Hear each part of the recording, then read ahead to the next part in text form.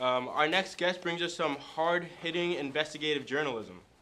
Please welcome the esteemed Dutch Clark. Hey! Welcome, Dutch. Okay, now listen, I've been digging, and I tell you this rabbit hole, it goes all the way down to the top! Okay, let me tell you a thing or two about the Gary Sinise, oh gee. Let me tell you about the Gary Sinise music group. And I'm not talking Gary Sinise, the man who brought life to beloved taciturn detective Mac Taylor as he solved crimes in the Big Apple on CSI NYC Gary Sinise. No! I'm talking about the Gary Sinise of the Gary Sinise music group. The moment Gary friended me, he just invited me to the Gary Sinise music group, a regular innocent Facebook group full of old men talking about songs from the 80s, a safe space for music lovers. Every post is tagged NSFW if it's dirty and SFW if it's not, just so you can be sure it's a small corner of internet purity, or so I thought! You see, the Gary Sinise music group is a few key players. Gary Sinise, the ringleader, and then you have Dallin Sperms, who's like an archivist and kind of a sad sack. There's Robert Edward Kraft, he's got kind of a short fuse. And then there's Chris Riddleberger, he's just a real big fucking asshole. Oh, yeah. And so I was curious about them, you know, and I checked on some of their profiles. I checked on them, these folksy men who listen to 80s music and talk like they don't know how the internet works. And here's the thing. Dallin Sperms promised to do the weekly minutes. He did. He just straight up promised, only to realize he couldn't. And then he had a full-on meltdown, and Gary spoke to his brother, found out he tossed a computer down 3 flights of stairs. Except here's the thing. Dallin Sperms doesn't exist. He is David Morris of the 2006 University of Virginia cycling team.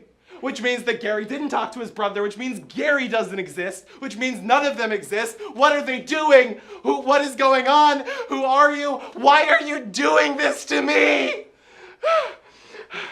I may be obsessed and it may be slowly destroying my personal relationships, but I'll find out what you're doing, Gary. I'm gonna find you. I'm coming for you, Gary. I'm coming.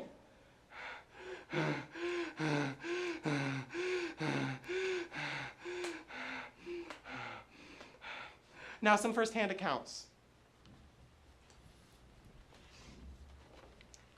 Hello. How has the Gary Sinise music group impacted you?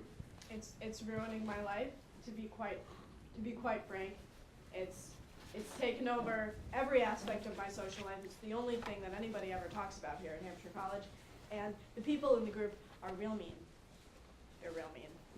Thank you. Next up, we have Jacob. If you could come on. Tell us about your time as the exasperator. I feel for the first time I've really found a community that accepts me for who I truly am inside of the Gary Sinise music group, and everybody really knows me. It's a really friendly neighborhood feeling, and you know, I don't really know what's going on with you, Dutch, but I think you need a hey man, okay, happy emoji, okay. Taylor. What's going on? There's a lot to consider. Denison College, UVA, Richmond, a lot of them are from Philly, and then you start to make phone calls to the numbers that they send you, and you find out that it's not Colin, and it's not Bill, and it's also not Chris, and then Robert Kraft calls you from New York, and they leave you messages on your phone, and it really freaks you and your partner out. Also, I've been sexually solicited on Facebook multiple times, and at this point, I've got pending allegations of being a Holocaust denier on the page. So there's just a lot of gears in motion, and they all make me sad.